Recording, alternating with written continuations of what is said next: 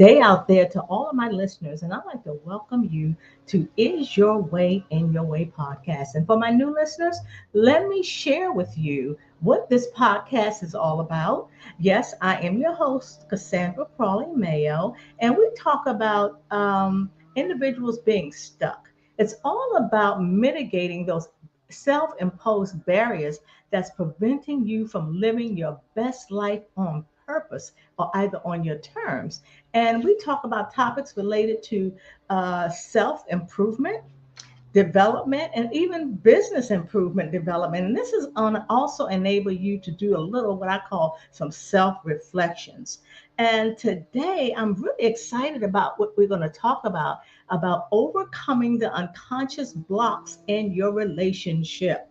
And I'm certain many of you listeners that I have spoken with are really kind of stuck in a relationship. Maybe you're in a toxic relationship and you know it, but you don't want to get out, or either you want a healthy relationship. So, and actually, these relationships could be preventing you from living your best life on your terms. So, let's dive in, and we're going to talk to my special guest, Katarina. Katarina Polonska. Am I pronouncing that right? Great. Welcome, Katarina, to Is Your Way in Your Way podcast. How are you today? I'm good. I'm good. We were reflecting on how rainy and cold it is here, but I am good. I'm Nice and good. toasty. Excellent. Yeah. Well, it's actually very sunny here today, and Mm, and the guy is mowing the lawn. So wouldn't you figure when our podcast is on, then everything happens, just tries yeah, to yeah. disrupt us. But anyway, before we dive into what I would call our deep dive about Katarina and about this wonderful topic, let me read a little bit about her bio so that you can get some, what I say, get to know her just a little bit until we start asking her some questions. Katarina is a high performance executive relationship coach and the founder of the Successfully and Love Method and gender dynamic social scientist. She's been to the University of Oxford and she has many certificates. I tell you, she has quite a few. So that has enabled her to do the work she is currently doing. She helps successful executives and entrepreneurs become as accomplished in their relationships as they are in their careers. Hey, that was me. Whether Mm. that's fixing your marriage or finding the right life partner for them, leveling up your relationship, or deciding if they should stay or go. Using her proven three-phase process based on the behavioral science of attraction. Oh my, this is going to be good. Disheartened executives can create their ultimate relationship fast and become successfully in love. Katarina lived and she also worked in 6 different countries. That is amazing, Katarina. Wow, that's amazing. And I'm getting ready to go to South Africa and Oh, Greece. cool. And you've been seeing like a lot of places, but this is what I want to know. What was life like before you started moving around and working in these different countries? Because you also had a lot of jobs. And I'm kind of curious, before you start moving and stuff, what was going on with you? I actually don't really remember because I did my first move when I was 4. So I was very young. I was born in Slovakia and my parents relocated us to the UK.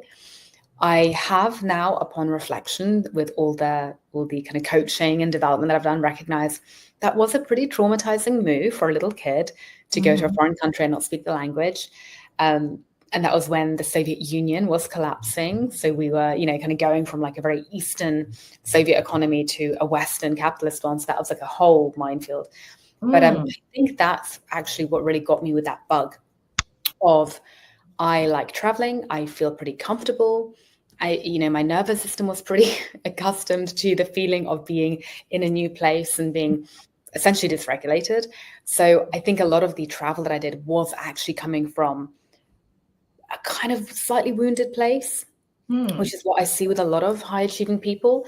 A lot of Mm. their ambition, a lot of the kind of that nomadic energy, a lot of that exploration, that adventure can Mhm. be coming from a wounded place. I actually have a client who he told me he felt most comfortable and most safe when he was on a plane.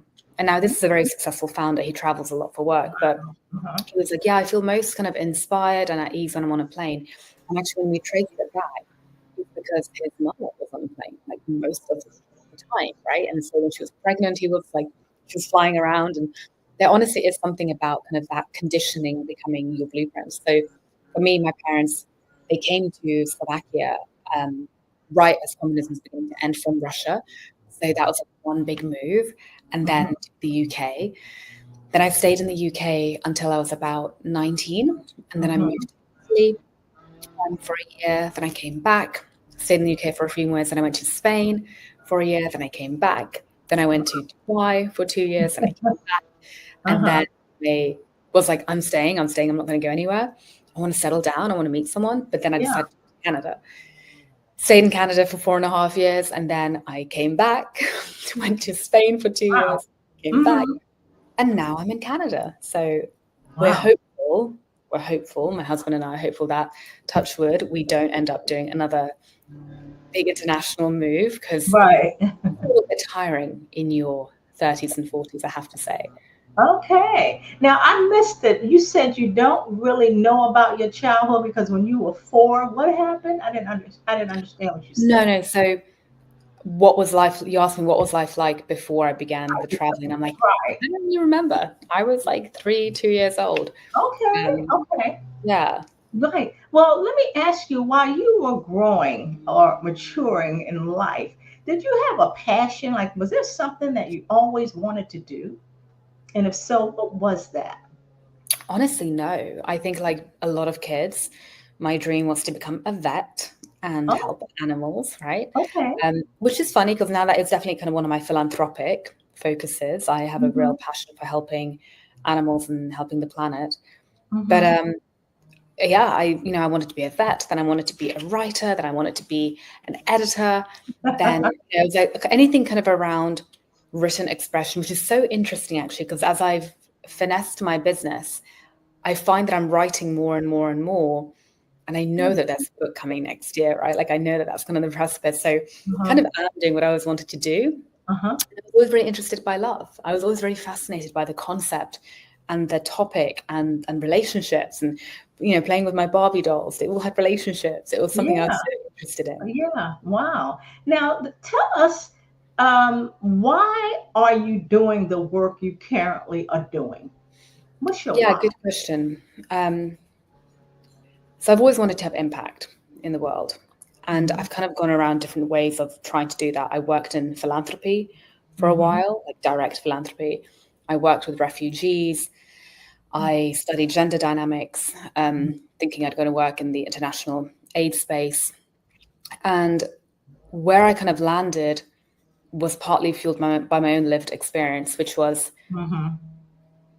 I've always been a high achiever. I've always been very hardworking. Uh-huh. I think I'm quite gifted in that sense that it doesn't bother me. I enjoy it, right? Yeah. Like I like working Yeah. and it fuels me. And I Mm-hmm. know I can do a lot of good in the world. However, when I was trying to do all of this work throughout my 20s, there were a lot of things happening in the background. My parents went through a horrible divorce, and I was Okay. trying to help them navigate. I Okay. didn't realize it, but I had serious abandonment issues because of how much we traveled as a young Yeah. family, how much my father was away. I didn't know about that. And then when I got into my first engagement with my ex-fiance, again, I didn't realize it, but I was seriously anxiously attached. I was very anxious. I was very fueled by that kind of abandonment wound and Mm-hmm. very dysfunctional. And it was only when I got to my 30s that it kind of dawned on me just how critical looking at relationships and Mm-hmm. looking at how we relate to others is for our well-being. Because I Yes. was in this world where my father's kind of worked alongside Joe Dispenza. I did my first coaching qualification when I was 17. I did a ton of Wow. personal growth. Yeah, I've been in this world for a really long time. I worked Wow. in behavioral science. However, Mhm. I never looked at myself in relation to others. It was Mm. always personal development. Okay.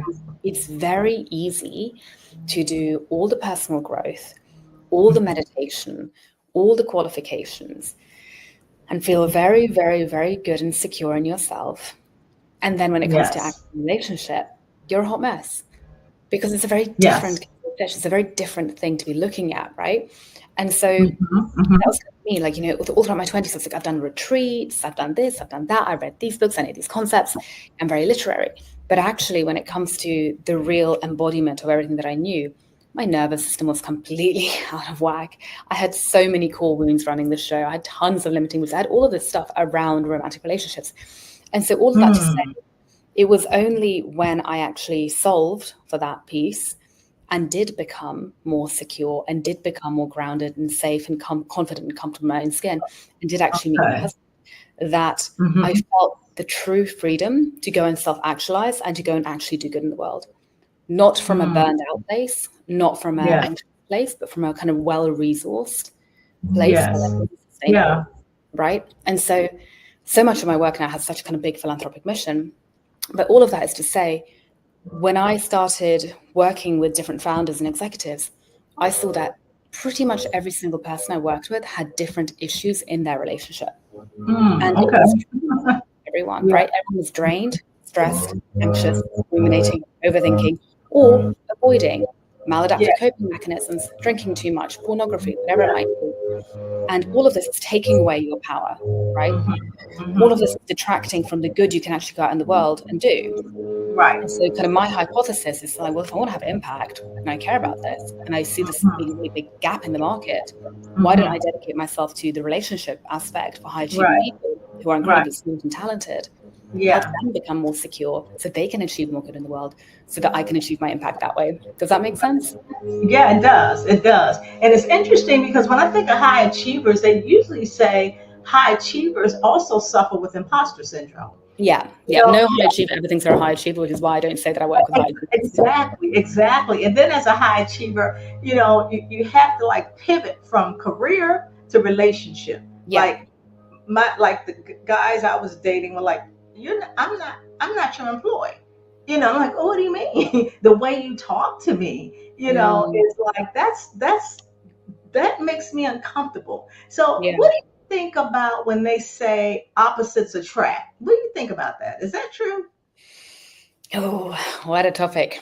Opposites do attract. I will say probably, and I'm butchering the statistic here, but I would say probably 70% of that oppositional attraction energy, though, is coming from a wounded place, right? That doesn't mean it's a bad thing. Yeah.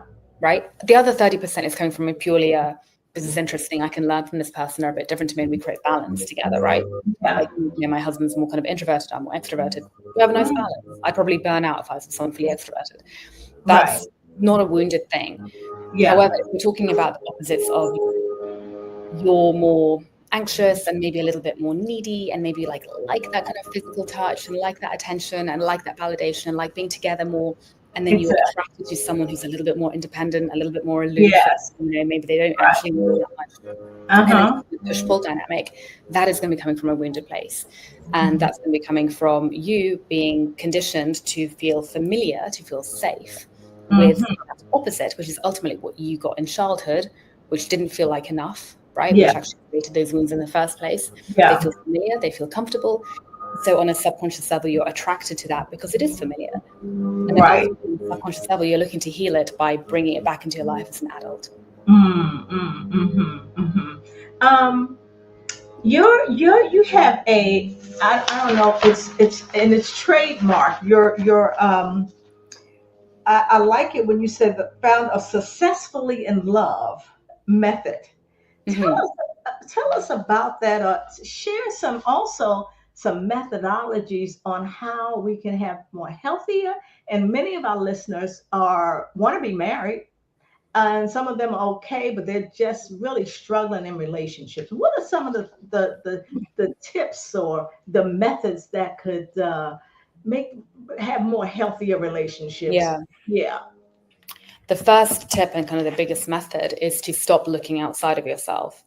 And yes, when it comes to finding love, you're going to need some strategy. You're going to need some, kind of understanding. How do I show up? How do I communicate? How do I do all these things? The biggest work is going to be working on yourself, though, and getting yourself to a place where you feel free from any of your blocks. Your blind spots, you feel pretty grounded and settled and comfortable with who you are.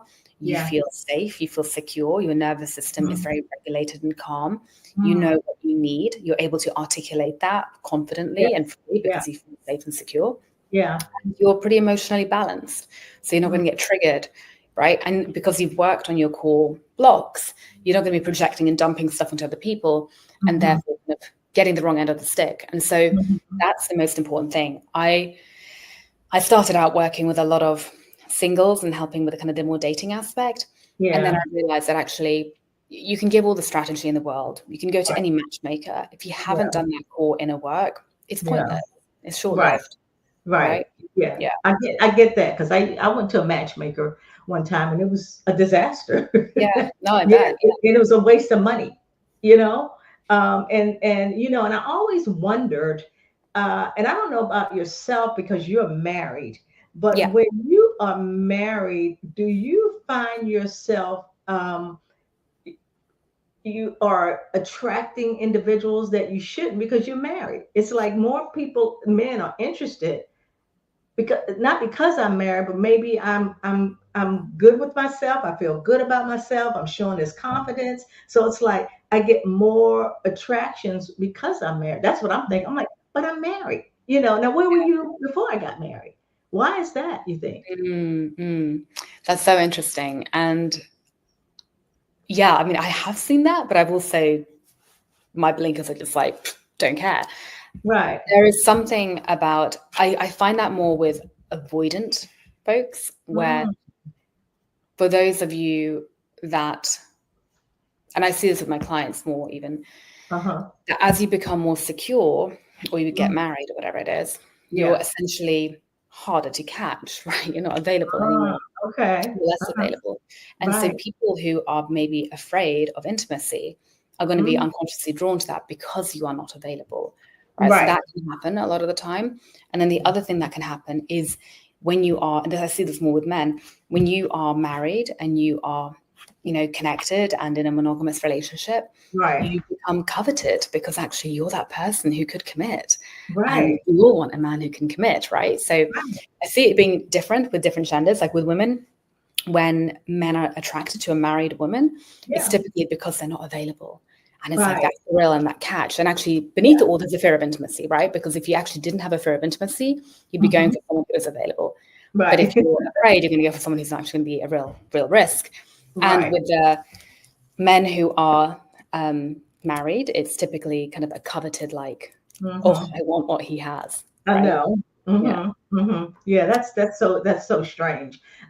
When you talk about those unconscious blocks, how will individuals know, or will they know that this is the right one? You know how you're dating, you're like, Mm. it's like a red flag, but I'm gonna still stick with it.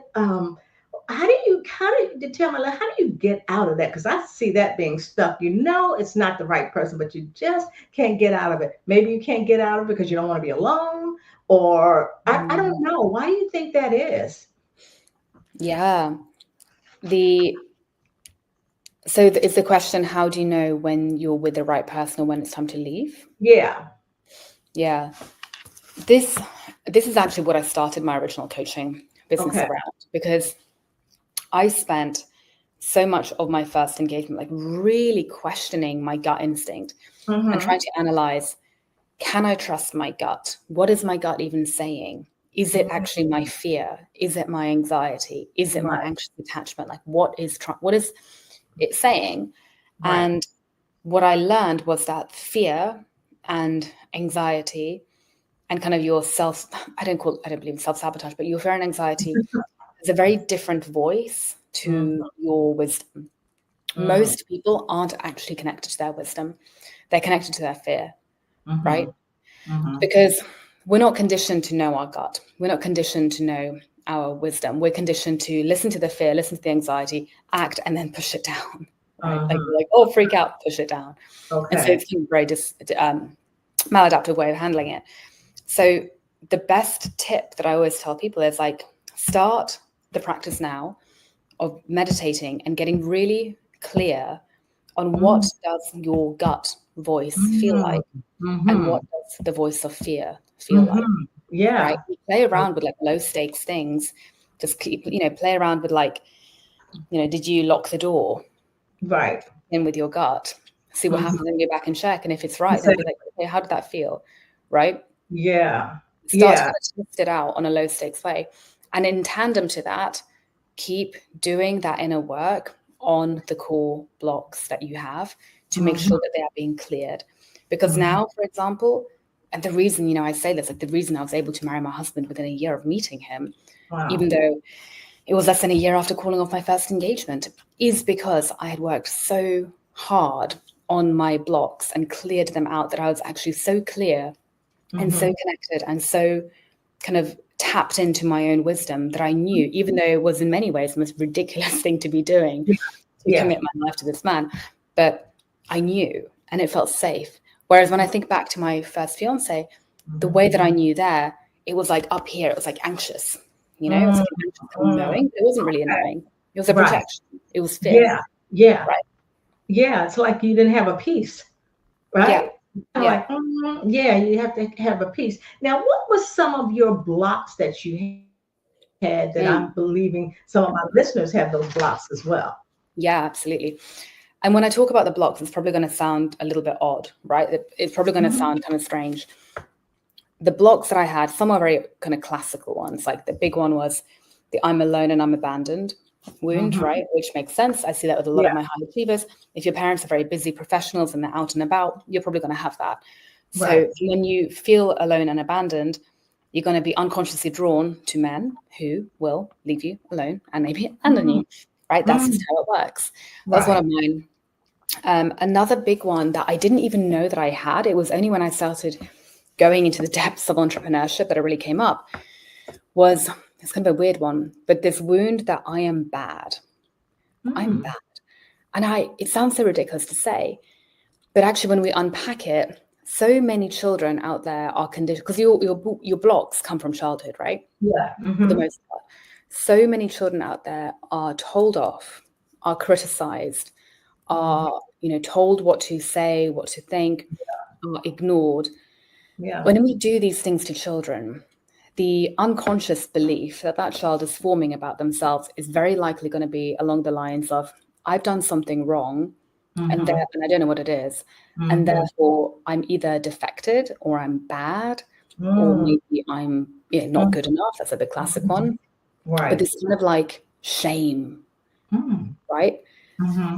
And for me, that was such a big one. And I didn't see it all that much until I called off my engagement with my ex. And that's when this kind of gripping fear of like, I'm Wow. now bad. I'm a Yeah. bad Right. woman. I called this off and I've walked away and I'm in my early 30s and I'm like fallen. I'm somehow Yeah. fallen, right? That's Yeah. such a Yeah. big one. And then I kind of worked on it and got rid of it. But then when I started building my business, it came up again of like, who am I to do this? I'm bad. Like, I'm just bad at this. And and all of that came up and I had to really work through it. So it's a really, really big one. If you have any doubt, any self-doubt, any imposter syndrome, willing to, Yes. there's going to be some of that inside of you. And there's Wow. obviously like a lot more to tackle, but they're kind of the big ones that I see. So I know you got a degree and you've been to coaching, relationship coaching. This sounds like something that one cannot do alone. You know Yeah. what I mean? It's like you said, well, you need to meditate, kind of take a deep dive into self and see what are some of those blocks Yeah. unconsciously. Like you said, I thought I was bad or abandonment. So how do you overcome those? Because I'm certain it does take work because we didn't get like this in one day. This is, as you indicate, this is all childhood stuff. So, what ways did you overcome it? Was it your education, or Yeah. coaching, or did you see a therapist? Yeah. So I talk about this a lot on LinkedIn where I tend to hang out. Uh huh. And that's, I did therapy for 15, 16 years. Oh wow. And it was useful. It created good literacy in me of understanding, what's my story? Where did it come Mm-hmm. from? Abandonment, blah, blah, blah. Right. Didn't really give me any tools though. And I had anorexia twice in my life. When I was a teenager, symptom of the abandonment wound. when I was a teenager, and then it came back when I was living in Dubai in the Middle East. Mhm. And that was really scary because at that time I was 25. I felt a little bit too old to be having anorexia, which felt like a very kind of quote unquote teenage thing. Yeah. And I didn't know what to do. So I was doing my degree at Oxford when I was in kind of recovery, and I was scoping out where to get help. And I ended up finding an eating disorder coach through one of my friends, through one of my peers, and working with her. And she had also recovered from anorexia. She wasn't a therapist, she was a coach. That's kind of my first foray. Like I already had a coaching qualification myself, but I didn't really use it. I didn't really, you know. Mm-hmm. And so working with her, she began to teach me about I don't know, she taught me about somatic healing and energy healing and working with the body and processing emotion. And that was all pretty new to me. I'd already done the Hoffman process, which is an incredible retreat a couple of years prior. So I already knew a lot of these concepts, but I actually began to apply them with a kind of a case study. Once I found between learning stuff and knowing the theory and then actually applying to a problem. And the anorexia was like a big problem that I had to fix, right? I was not prepared to be anorexic. So I started applying everything that I knew, and it kind of became this like just kind of passionate, dogged focus of mine in that year at Oxford. I was like, I'm going to overcome this. I do not want this. This is a waste of my time. And so I tried somatic healing. I discovered a lot of subconscious mind techniques. And really, I just went hard on healing, working on it. And I did overcome it. So that was really powerful. And then I continued. I moved to Canada after that. I started doing different types of coaching. I played around with psychedelics. Like I went deep into mindfulness and meditation. And then when I was with my ex-fiance, and I thought I was all cured and healed, and I realized, oh, nope, attachment theory, that's the thing. And I began working on that. I got myself my first relationship coach, and I worked with her. I then got another relationship coach. So all of that to say, it was years of what I call the scattergun approach, which is kind of when we try lots of little things and we Exactly. And so what I really try to build for my clients now is a consolidated end-to-end system with the best tools and techniques in a chronological process that they can dive into, that they can actually follow through. And it's not something that they have to kind of spend years like I did trying all the different modalities. Because I tried every type of therapy out there, every type. Yeah. Sounds like me. Yeah. I did the same thing. So when you were in a good place when you met your husband. Yeah. Mentally, physically, everything. You were feeling not real professionally though. I will say that's kind of because I think there is this kind of false emphasis on like everything will happen when you least expect it, and your life will be, when you're living your best life, then you'll find the love of your life. And I'm like, that's kind of unrealistic. Not true, and it puts a lot of pressure on people. You want to be internally in a good place, right? Like internally, I was in a good place, but professionally, I was going to quit my corporate job, basically jump into the abyss. I was going to move to Spain with no plan, take a sabbatical. I was like, blank canvas. I don't know what I'm doing with my life. I'm just going to go live my best life, whatever that might look like. Whatever it was that terrifying. was. I was scared, but I felt confident in myself. I trusted myself. I loved myself. I'd forgiven myself, and I felt very secure in myself. And so I met him in this kind of place where I was on the precipice of moving countries, and he was on the precipice of moving countries. And we were both like, should we just move countries together? And that's really how it all came about. Right. It's funny. Katarina, when I was talking about how individuals kind of get stuck in relationships, they see red flags, and I talked about why it's hard to let go. Could be because I need somebody in my life. Do you have any advice for individuals like that? Because for yourself, your ex-fiance, you was feeling something, for you to say, this isn't working. What was the pivotal moment in your life during that time that said, you know what, this is not working? What happened? Yeah, a few things happened. One, we were working with a marriage counselor, and he'd kind of given us like a deadline, right? Like a kind of a time frame. And then the relationship coach that I was working with, she also was very big on boundaries, which I'm big with my clients too, because but a lot of my clients come to me when they're in relationship and they're kind Mm-hmm. of debating, like, what do I do? I'm not happy. What do I do? Mm-hmm. And Mm-hmm. so I'm a big believer that you have to have a boundary. You can't stay unhappy forever. There has Yeah. to be a window of time that you're willing to give it your best, Yeah. changes you need to see, effort you're going to put in, and then you see what happens. And I gave it, for me, it was 6 months. So when that 6-month time frame was kind of wrapping up and I hadn't seen the changes that I needed to see and I wasn't feeling any better. And we'd really tried very hard, like both of us. That Mm-hmm. was a big part of when I kind of, my gut instinct got really loud that it's time to call it a day, and I just don't think we were right for each other. It's that kind of simple. And I think a lot of people do end up in relationships and people that are not right for each other, partly out of fear, partly out of social pressure, partly out of thinking this is probably the best I can do, or this is good enough, right? Right. There's a Right. lot of pressure on us. Exactly. As women, you're exactly right. Um, th- those high achievers, you Yeah. know, work, work, work. You want to get it right. How do you, was coaching enabled you to turn that off and do what was necessary for you to have a successful relationship? Because I'm thinking about, I too was a high achiever. I call it A personality. Yeah. And Yeah.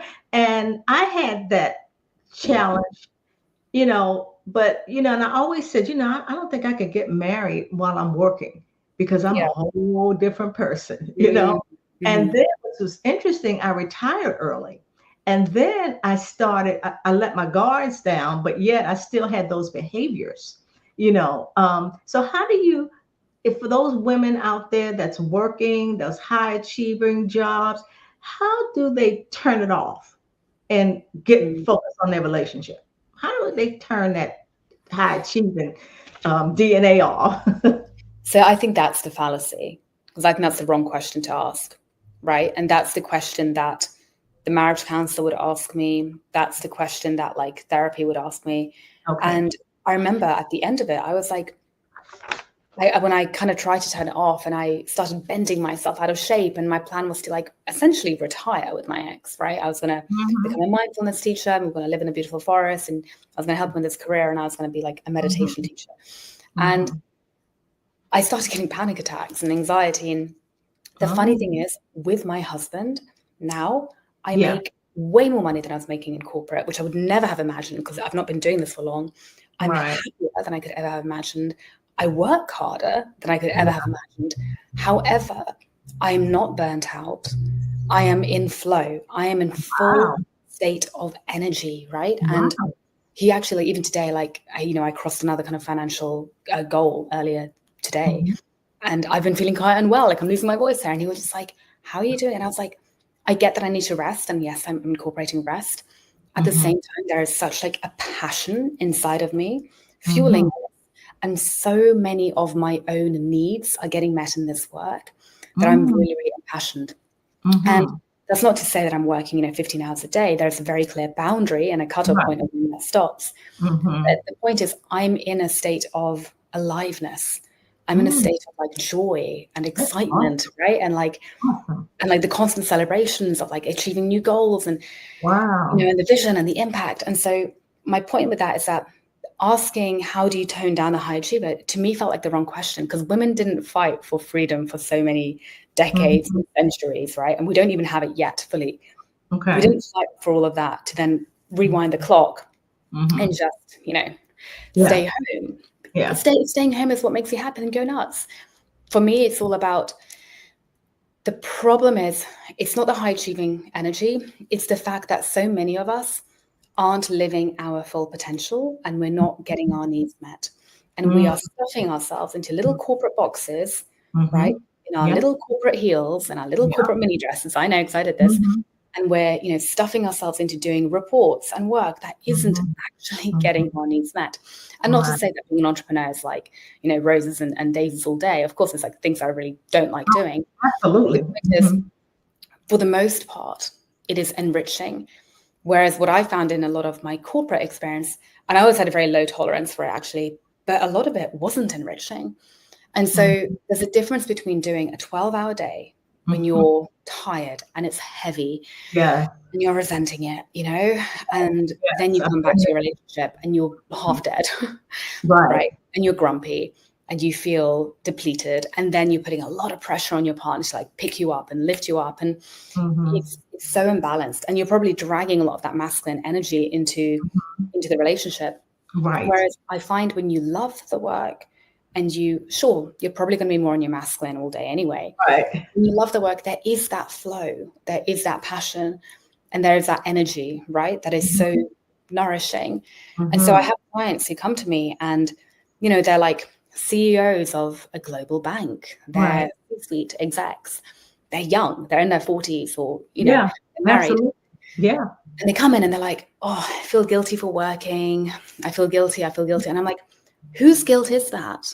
How much of that guilt is yours? And, when they sit down and they're like, probably 5% is mine, 95% is not mine. I'm like, right. Like, you love the work. It brings you joy. You're the breadwinner. Be proud. You're not actually compromising your marriage with the hours that you're doing, like on a rational level. And so much of the work is really about, can we just reclaim our freedom? Yes. To get our needs met, and at the same time, shift focus to actually prioritize the right things in the relationship, right? Because again, when we think about, yes, there's going to be a difference. If you're working a 12-hour day, there's going to be less hours in the day to focus on the relationship. Exactly. Right? But is it not fair to say that it's better to be happy and nourished and exhilarated and full of passion for this 12 hours, and then come home and spend 3 hours doing the right things? Right. Is that not fair to say that's better than spending 6 hours doing something you absolutely, are suffocated by, you really hate, you resent, coming home and having 7 hours with your partner, watching the TV, and like not really having a conversation, not having any physical touch. Yeah. Yeah. Yeah. So it really, to me, it all comes down to a needs exercise, which is a big part of the work that I do, identifying what are your needs, what are your partner's needs, and how do you, kind of like a jigsaw puzzle, like piece them together to find your unique configuration of what works. Right. And that starts with you, right? Yeah. That you might have to change your job. That's Yeah, not a bad thing. exactly. That's what I was going to say. It's kind of like you said, what's fulfilling, you get that part right, because you have to work unless, I mean, even if you're a millionaire, why would you have to do something? I mean, you just don't sit around. Yeah, exactly. So you have that. And you also talked about, you had a coach, you had therapy. And if you wanted to work, you have to work it. And it appears that you really worked, that you spent a lot of time, trying to find yourself. What are my unconscious barriers? What is stopping me from getting this? Yeah. And I still do that every day. Like I tell my clients that once you're on the train, it's hard to get off it. Yeah, it is. It's kind of addictive in a good way, not in a kind of like I'm fixing myself, but I'm just in a state where I'm like, how good can this get? Like, this is pretty cool, right? Like now I'm seeing like, after the first year of grinding in my business, now I'm seeing like the wealth, like the real wealth come through. And I'm like, holy moly, this is really cool. And I know it's not down to pure strategy. Exactly. It's like a big chunk of it is because I've actually cleared the block. So I'm like, okay, well, let's take this money and reinvest it into more work on myself, more growth, more clearing. Because like, how good can this get? Right? How good can the relationship get? Like my husband and I were reflecting, we're like, yeah, we're really happy. Things are really good. How much better can it be? And again, it's not like we're not grateful. It's just, why not? And there's some people that, when they feel that great, they're like, something's getting ready to happen. That's the block. That's the block. That's the block. Right? Like, it can't be this good. That's the block. And that's something actually my own coach was teaching me. Well, there's kind of two things I want to say here. From a relationship front, I tell this to my clients that as you become more secure and you get out there and you're dating and you meet someone, do not be surprised if at some point you start to feel repulsed by them. You start to feel like kind of that ick feeling. You start to like freak out or start acting really irrationally. That's okay. That is just your subconscious freaking out because you have something really good. And it's your fear of intimacy kicking in. And all you need to do is just slow down, give it some space, not react, right? And just like let it wash over you and ride through you and come out the other side. And same thing when you're building a business or trying to make more money or whatever, there will come a point where you're like, oh my God, this is so good. And for me, like just literally looking at the funds in my account and being like, yeah, this is okay. This is normal now. And just like leaning into it and like trusting it and just sitting with it and letting it wash through as you level up, right? Yes. It's Level always up. yeah. Yeah. That is great, Katarina. Relationships, you've heard the book Men Are From Mars, Women Are From I Venus. interviewed him on my podcast. Yeah. Yeah, that's yeah, and it's just like you saying, the boundaries, understanding who you are, understanding your roadblocks Yeah. unconsciously and working on those, and not to think you can do it all alone. And it's kind of like, well, how bad do you want it? How bad do Yeah. you want a good relationship and a healthy relationship? And then you hear people say, well, there's more women than men, so there's nobody out there. I hear that a lot, and you probably do too. And I'm Yeah. like, there's a lot of men out there. It's just the right Tons of one. amazing men. Yeah. You need one. Yeah. And that's a block. That's a block right there. It's like, it's Huge not. one. Yeah. Yeah, I hear that all the time, and I'm like, but yes, it is. And then you do attract, like you said, who you are. If you're in a depleted state, clingy, feeling abandoned, you're going to attract that type of individual. Absolutely. So look in the mirror at yourself. Yeah. Wow, this is some great stuff. Yeah. How can my listeners get in touch with you? Yeah, absolutely. So the best place to start would be on my website, so www.katarinapolonska.com, or on LinkedIn. I read all of my DMs on LinkedIn, for better or for worse. And I love to hear from people. So definitely drop me a message that you can find me, Katarina Polonska.